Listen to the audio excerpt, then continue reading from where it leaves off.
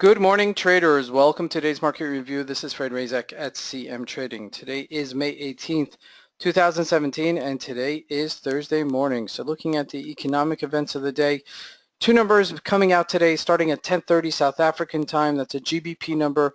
It's retail sales that's coming out. It's a number that's important, and we'll see how it'll affect the GBP. And then looking at 7 o'clock this evening South African time, President Draghi will be speaking. He's the European Central Bank president, of course, so that will weigh its effect on the markets. Now, the markets have been affected with what's going on in the United States with President Trump. A lot of information coming out of there, so we'll see what's going on. So let's look at what's going on in the market.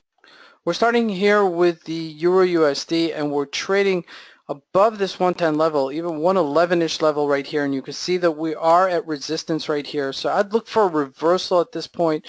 We've had a really colossal move from this 106 to this 111 move over the past month and a half, not even a month. So, I'd look for some sort of retracement here. We are coming to a little bit of a resistance here at 111.57, and this is really garnered by news. So when things are really brought on by news, there's got to be some sort of a correction. Not got to be, but oftentimes there is a correction to it. So keep this on your forefront and see how this unfolds today.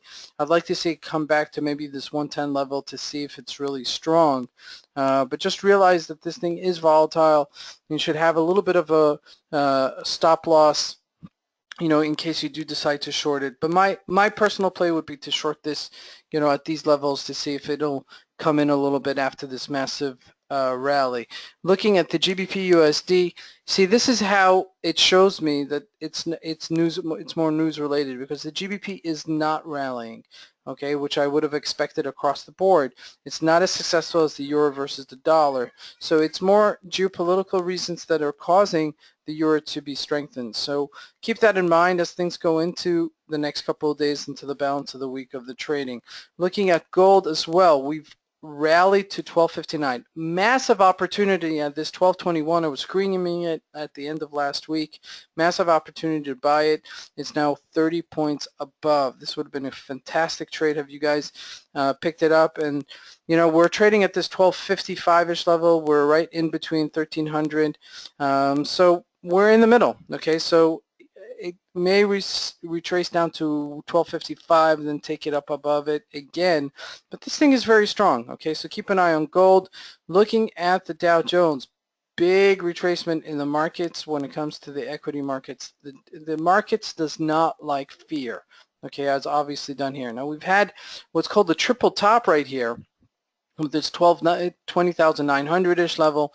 We're currently trading at 20,632. That's a 350 point move on the downside in just a couple of days. So it's a major move on the retracement side, but we've been there before, right? We were there back in April where we were trading below 20,000, 20,500-ish level, and we rallied back to this 20,900-ish level. So to say that the markets are going to go higher, we're trading in a range right now. Now the range is a little bit bigger, albeit, because we're trading between 20,600, 21,000-ish level.